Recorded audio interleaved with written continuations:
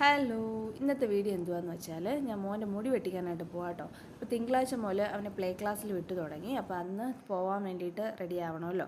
അപ്പോൾ മുടിയൊക്കെ വെട്ടി നല്ല വൃത്തിയായിട്ട് പോകാമെന്ന് വിചാരിച്ചു.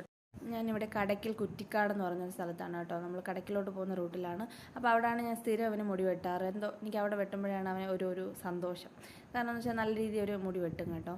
അതുകൊണ്ട് ഞാൻ എപ്പോഴും അവനെ മുടി വെട്ടിക്കാനായിട്ട് കൂടുതൽ അവിടെയാണ് കൊണ്ടുപോകാറുള്ളത്. പിന്നെ മോനാണെങ്കിൽ മുടി വെട്ടാനൊന്നും വലിയ ബഹളമൊന്നുമില്ല കേട്ടോ. ചില പിള്ളേരെങ്കിൽ മുടി വെട്ടാൻ സമ്മതിക്കത്തേ ഇല്ല. പക്ഷേ ഇവനാണെങ്കിൽ അങ്ങനെയുള്ള വലിയ കുഴപ്പമൊന്നുമില്ല. ഇവൻ കുഞ്ഞിലെ തൊട്ടേ മുടി വെട്ടാൻ ഇരുന്ന് കൊടുക്കുമായിരുന്നു. ഒരു കുഴപ്പമില്ല, അത് അങ്ങ് ഇരിക്കുമായിരുന്നു കേട്ടോ.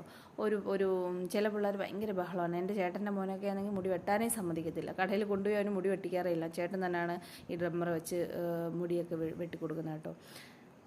ഇന്ന് നല്ല തിരക്കുണ്ടായിരുന്നു. കുറേ നേരം ഞങ്ങളവിടെ ഇരുന്നിട്ടാണ് ഞങ്ങളവിടെ ചെന്നതിന് ശേഷം തന്നെ ഒരു 2-3 പേര് വെട്ടി കഴിഞ്ഞിട്ടാണ് കേട്ടോ മോന് വെട്ടിയത്. നല്ല ആളാണ് അവിടെ. അപ്പോൾ ഇതാണ് കേട്ടോ ഫൈനൽ റിസൾട്ട്. അപ്പോൾ എങ്ങനെയുണ്ട്, കൊള്ളാമോ? അപ്പോൾ വീഡിയോ ഇഷ്ടപ്പെട്ടാൽ ലൈക്ക് ചെയ്യാനും ഷെയർ ചെയ്യാനും കമൻറ്റ് ചെയ്യാനും മറക്കല്ലേ. അപ്പോൾ tata bye bye, see U.